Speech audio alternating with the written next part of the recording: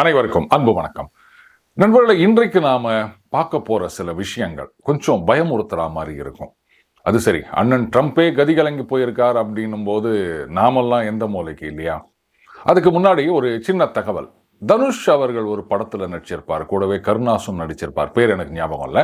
அதுல வந்து carrom board விளையாடிட்டு இருப்பாங்க. அவர் கருணாஸ் வந்த உடனே அவர் பேச்சை யாருமே கேட்க மாட்டாங்க. அதனால மச்சி நீ கேள அப்படின்னு ஒவ்வொருத்தரையா தட்டிட்டு இருப்பாருங்க. இந்த காமெடி எதுக்கு நான் சொல்றேன்னு கேட்குறீங்களா? அண்ணன் ட்ரம்ப் இப்போ அது மாதிரி தான் பண்ணிட்டு இருக்காரு. இந்தியாவுக்கு எதிராக டாரிஃப் அப்படின்னு சொன்ன உடனே அந்த யூரோப்பியன் யூனியனோ இல்லை இஸ்ரேலோ ஜப்பானோ இந்த மாதிரி வந்து உடனே நம்ம பிரதம மந்திரி ஃபோன் பண்ணி பேசுவார் அப்படின்னு எதிர்பார்த்தாருங்க. ஆனால் அது நடக்கலை. அந்த ஃப்ரஸ்ட்ரேஷன் என்ன பண்ணுறதுன்னு தெரியல. பிரேசிலுக்கு எதிராக நான் அதை பண்ண போகிறேன் இதை பண்ண போகிறேன் டாரிஃப் அப்படி இப்படின்னாருங்க. சரி, அவராவது கூப்பிட்டு பேசுவார் அப்படின்னு பார்த்தா அவரும் கண்டுக்கவே இல்லை. இப்போ என்ன பண்ணாரு, இந்த மச்சி நீ கேள அப்படின்ற மாதிரி அந்த லூலா பிரேசில் தலைவர் அவருக்கு வந்து ஒரு ஆஃபர் கொடுக்குறாரு. என்னுடைய ஃபோன் லைன் எப்போவுமே ஓப்பனாக தான் இருக்குது, நீங்கள் எப்போ ஒன்றா பேசலாம் அப்படின்னு ரொம்ப அழகாக சொன்னார் லூலா. நான் வந்து மோடி கிட்ட பேசுவேன், ஜி ஜிங்பிங் கிட்ட பேசுவேன், உங்ககிட்டலாம் பேசுறதா இல்லை. அந்த கிளைமேட் புரோட்டோக்கால் அந்த மாநாடு நடக்கவிருக்கின்றது, அப்போ நீங்கள் வந்தீங்கன்னா உங்ககிட்ட பேசுகிறேன், மற்றபடி உங்ககிட்ட பேசுறதுக்கு என்ன இருக்குது? போதாக்குறைக்கு அவர் சொல்லிட்டார், இது பாருங்க அவருக்கு வந்து இந்த பேசினாலாம் ஒன்றும் பிரயோஜனம் கிடையாது, அதனால எதுக்கு நான் பேசணும், வரி போடுறீங்களா போடுங்க நாங்கள் பார்த்துக்கிறோம் அப்படின்ட்டாரு. இந்த அளவுக்கு ஒரு அமெரிக்கன் பிரசிடென்ட் இறங்கி போயிட்டு நீங்கள் பேசுங்க அப்படின்னு சொன்னார்னா அப்போ கருணாஸோட ஈக்குவேட் பண்ணாமல் வேற என்ன சொல்ல முடியும்? இதற்கிடையில் பார்த்தீங்கன்னா நம்ம இந்தியாவிலிருந்து சென்ற ஒரு பத்திரிகையாளர் அவர் வந்து பிரசிடென்ட் ட்ரம்ப்பை கேட்குறாரு, என்னங்க இது மாதிரி நீங்களும் வந்து ஃபெர்டிலைசர் வாங்குறீங்க, நியூக்ளியர் ஃபியூவல் வாங்குறீங்க, இது வாங்குறீங்க அது வாங்குறீங்க ரஷ்யா கிட்டேருந்து அப்படின்னோடனே டகால்னு ஒரு பதில் சொன்னார் பாருங்க. இதெல்லாம் எனக்கு தெரியாது, அதெல்லாம் நான் செக் பண்ணணும். அடுத்த கேள்வி, அவர் நாட்டில் என்ன வாங்குறாங்க அப்படின்றது அவருக்கே தெரியாதா? அப்புறம் இவர் என்ன சொல்லி நிற்கிறாரு பாருங்க, எங்ககிட்ட இருந்து நீங்கள் எதுவுமே வாங்குறது இல்லை, உங்ககிட்ட இருக்கிறதெல்லாம் எங்ககிட்ட கொண்டாந்து தள்ளி நிற்கிறீங்களே அப்படின்றாரு. அப்போ அதெல்லாம் பொய்யா கோபால்? உங்கள் நாடு, நீங்கள் பிரசிடென்ட்டு, யார் யாரோட வியாபாரம் பண்ணுறீங்க அப்படின்றது உங்களுக்கு தெரியல அப்படின்னு சொன்னால் இதை விட ஒரு காமெடியான விஷயம் வேறு என்னவா இருக்க முடியும்? இவ்வளோ நாளாக சீமான் அவர்களோட தான் டஃப் காம்படிஷன் அப்படின்னு நினச்சிருந்தோம். ஆனால் இதையெல்லாம் பார்க்கும்போது முத்துக்காளையோடவே இவர் வந்து டஃப் ஃபைட் கொடுப்பார் போல இருக்கு அண்ணன் ட்ரம்ப் அவர்கள். ரைட், இப்போ டைட்டில் மேட்டருக்கு போகலாம் நண்பர்களே. என்ன சார் இதெல்லாம் நம்புற மாதிரியா இருக்கு? அமெரிக்கா தான் இன்னைக்கு உலகத்திலேயே வல்லரசு நாடு, எக்கானமியில் டாப்பில் இருக்காங்க. ரஷ்யா வந்து பின்னாடி இருக்காங்க அமெரிக்காவை கம்பேர் பண்ணும்போது. அண்ட் அமெரிக்காவுடைய ஆயுத பலம் அப்படின்றது they can project their power everywhere. Aircraft carrier வச்சுருக்காங்க, மிசைல்ஸ் வச்சுருக்காங்க, எவ்வளோ இருக்குது. அப்படி இருக்குச்சு வந்து அமெரிக்கா ஆடி போயிடுச்சு, கலங்கி போயிடுச்சு இப்படின்லாம் சொல்கிறது கொஞ்சம் ஓவராக தெரியலையா அப்படின்னு சில பேருக்கு சந்தேகம் வந்திருக்கலாம். ஆனால் அண்ணன் ட்ரம்ப் ஆடி போயிட்டார் அப்படின்றதுக்கு ஒரே ஒரு சின்ன உதாரணம்.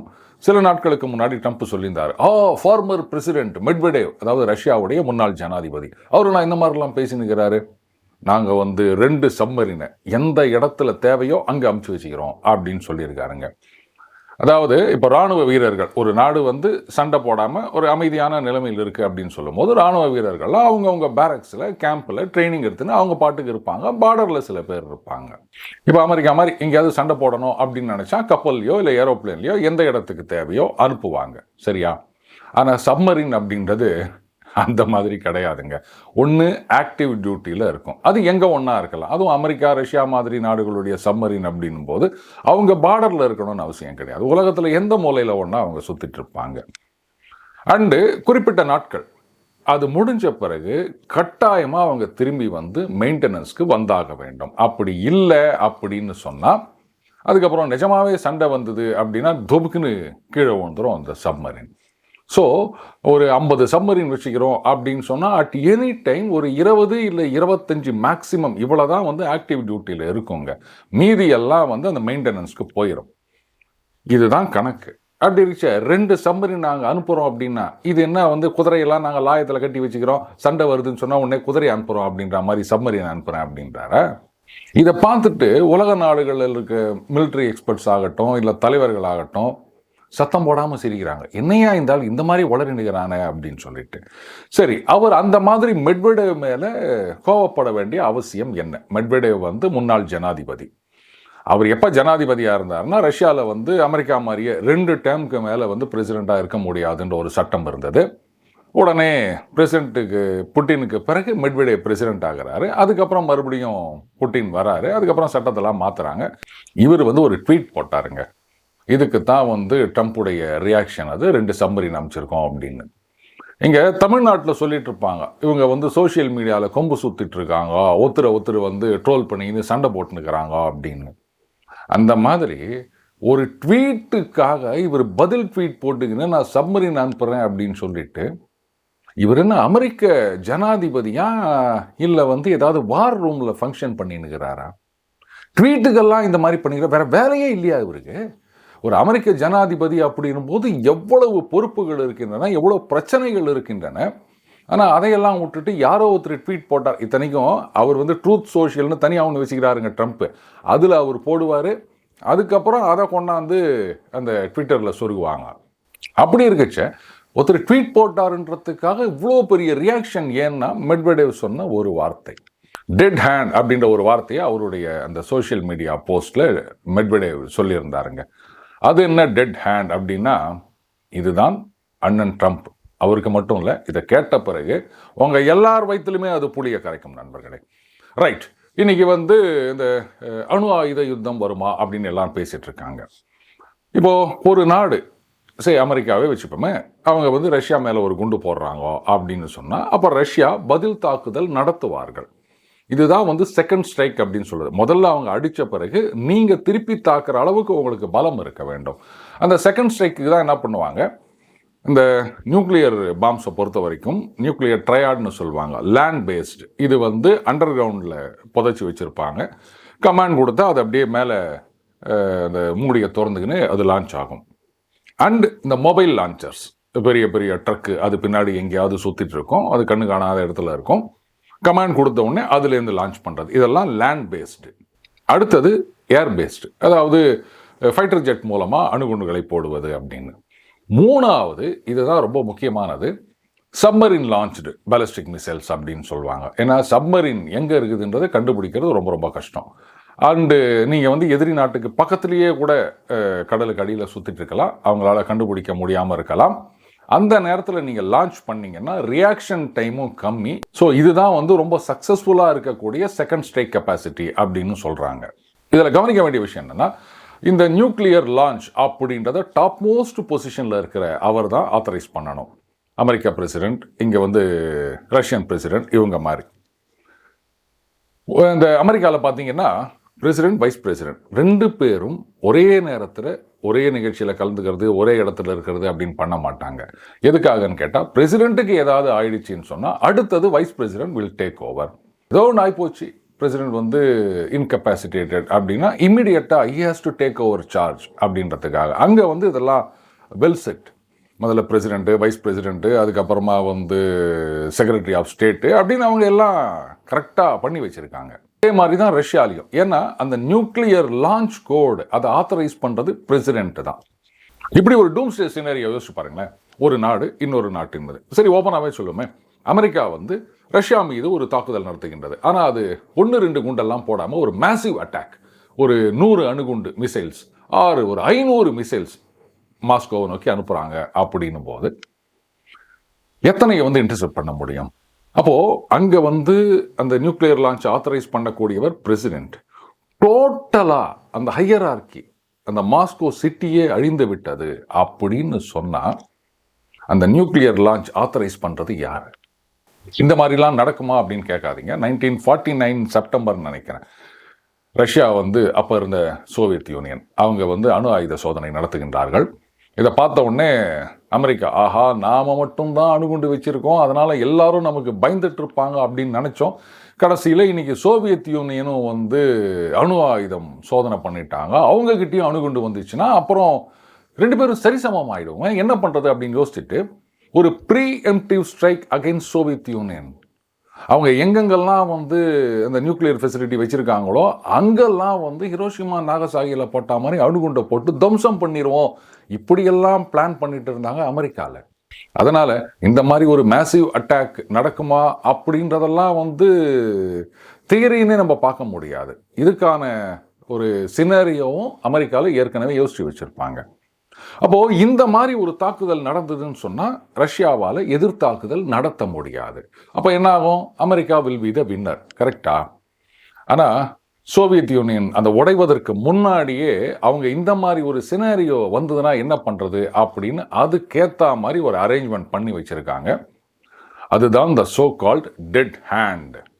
இது வந்து ஒரு underground command and control center. இது என்ன பண்ணோம்னா சேட்டலைட்லேருந்து அதுக்கப்புறம் ரஷ்யாவில் பல இடங்களில் வைத்திருக்கக்கூடிய சென்சார்லேருந்தெல்லாம் கம்யூனிகேஷன் ரெகுலராக இதுக்கு அப்டேட் ஆகிட்டே இருக்கும். இது என்ன பண்ணும்? நியூக்ளியர் டெட்டனேஷன், அந்த அணுகுண்டு எங்கெங்கெல்லாம் வெடிக்குதோ இந்த சேட்டலைட் மூலமாக சென்சார்கள் மூலமாக அதுக்கு தகவல் வந்துட்டே இருக்கும். அந்த மாதிரி ஏதாவது நடந்ததுன்னா அடுத்தது செய்ஸ்மிக் ஆக்டிவிட்டி. அணுகுண்டு வெடிச்சது அப்படின்னு சொன்னால் எர்த்குவேக், பூகம்பம் வந்த மாதிரியான அந்த சிம்டம்ஸ் ஏற்படும். ஸோ அதையும் வாட்ச் பண்ணும். அதுக்கப்புறம் ரேடியோ ஆக்டிவிட்டி, எங்கெங்கெல்லாம் வந்து அணுக்கதிர்வீச்சு அதிகமாக இருக்கின்றதோ அதையும் சென்சார் மூலமாக இது ரிசீவ் பண்ணிட்டு இருக்கோம். எல்லாத்துக்கும் மேலே அந்த உண்மையான வார் room command and control centre இருக்கு இல்லையா, அங்கிருந்தும் ரெகுலராக பிங் பண்ணிகிட்டே இருக்கும். அதுக்கு வந்து பதில் இங்கேருந்து ஆட்டோமேட்டிக்காக அது போயிட்டே இருக்கும். ஒருவேளை இந்த மாதிரி ஒரு தாக்குதல் நடந்து அந்த டோட்டலாக அந்த தலைமை முழுக்க துறை தெரியப்பட்டது அப்படின்னு சொன்னால் அப்போது எல்லா இடத்துலும் இருக்க சென்சார் மூலமாக அதுக்கு வந்து இந்த அணுகுண்டு வெடிச்சது, அதுக்கப்புறம் இந்த ரேடியோ ஆக்டிவிட்டி, அதுக்கப்புறம் பிங் பண்ணால் பதில் வராதது அப்படின்ற எல்லா இன்புட்டும் அங்கே போய் சேரும் பொழுது ஆஹா நம்மளை தொடச்சி துவம்சம் பண்ணிட்டாங்க போல இது, அப்போது நம்ம வேலையை காமிக்க வேண்டியது தான் அப்படின்னு சொல்லிட்டு அந்த கமாண்ட் சென்டர் என்ன பண்ணோம்?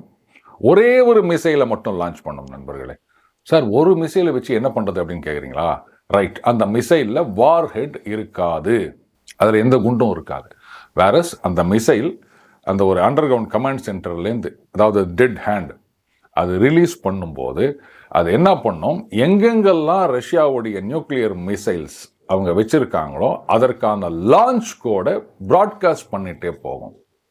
அப்போ ஆட்டோமேட்டிக்காக எல்லா அணுகுண்டுகளும் அதுங்க பாட்டுக்கு ஆல்ரெடி ப்ரீ ப்ரோக்ராம் எங்கெங்கெல்லாம் போய் ஹிட் பண்ணணும் அப்படின்னு America and most of Europe எல்லாத்தையும் துவம்சம் பண்ணிடும்.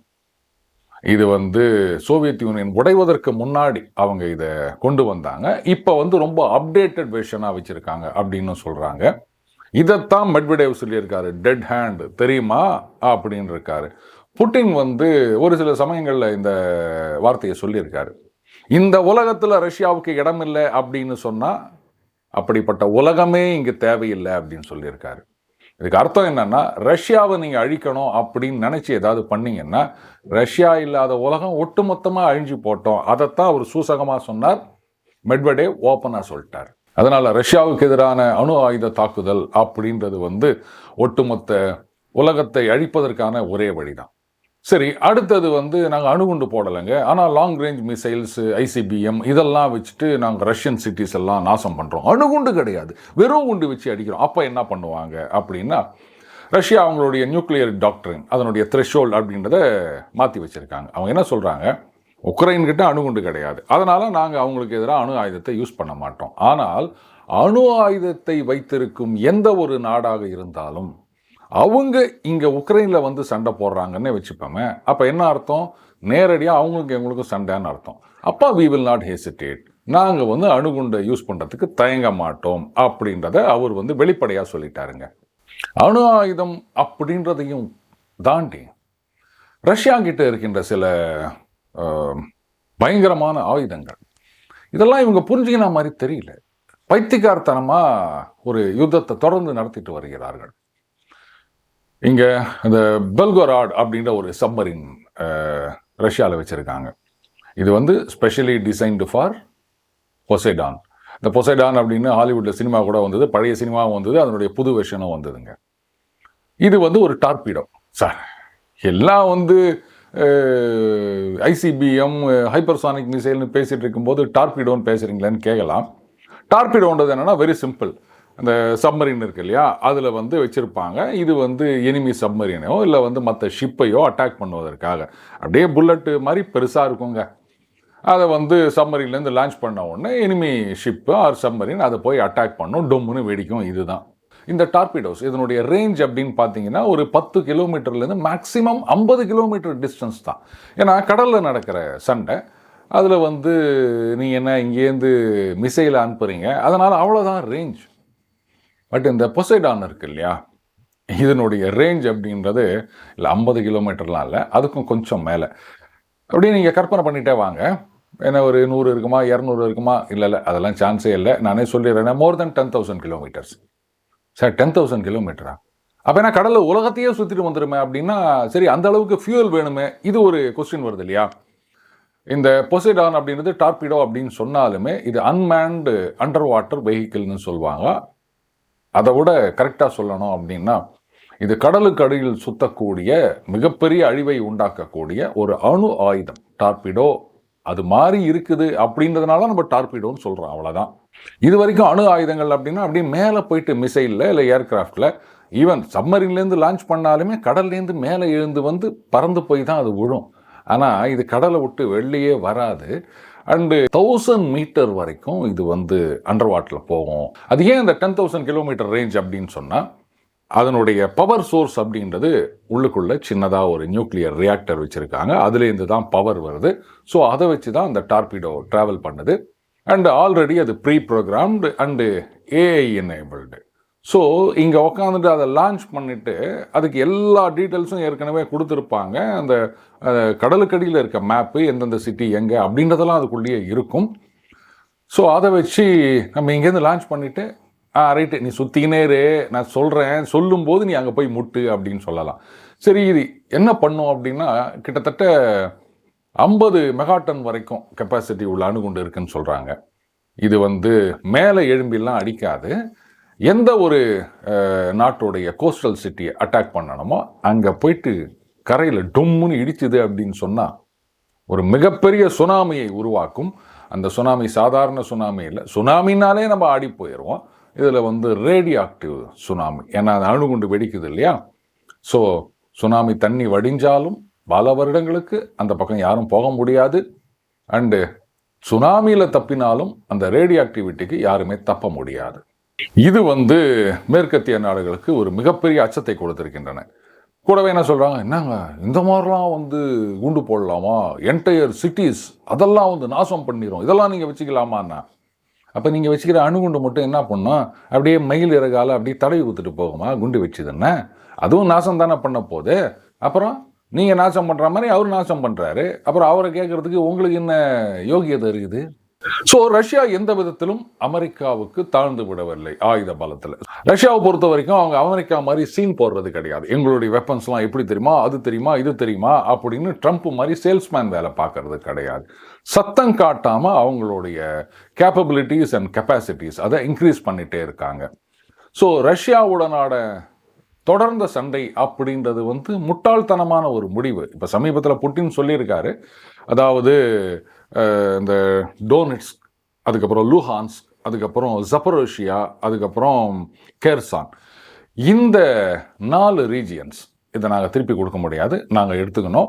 அதுக்கப்புறம் அந்த உக்ரைன் அவங்க வந்து இனிமேல் நேட்டோ கிடையாது அப்படின்றத ஒத்துக்கணும். இதை ரெண்டுத்துக்கும் ஒத்துக்குன்னா அடுத்த செகண்டே நாங்கள் வந்து சண்டையை நிறுத்துகிறோம் அப்படின்னு சொல்லியிருக்காரு. இவங்க உக்ரைன் என்ன பண்ண போகிறாங்கன்னு தெரியல. சண்டையை வந்து நாங்கள் இன்னும் உக்கிரமாக்க போகிறோம் அப்படின்னு சொல்கிறாங்க. ஒட்டுமொத்த உக்ரைனும் ரஷ்யா கிட்ட கொடுத்துட்டு தான் இவங்க நிற்பாங்க போல இருக்கு. இதனோட ஒரே ஒரு செய்தி, விட்காஃப் அவர் வந்து அமெரிக்க சார்பாக ரஷ்யா கிட்ட பேசுறதுக்கு போயிருக்காரு. அதே சமயத்தில் தான் நம்ம இந்தியாவிலேருந்து அஜித் தோவலும் போயிருக்காரு. இதில் என்ன சிக்னிஃபிகன்ஸ் அப்படின்னா, ஒரு காலத்தில் வந்து அமெரிக்காவை பொறுத்த வரைக்கும் இந்தியா பாகிஸ்தான் ரெண்டுத்தையும் வந்து ஒரே மாதிரி தான் ட்ரீட் பண்ணுவாங்க. அது வந்து பல ஆண்டுகள் கழித்து தான் மாறியது.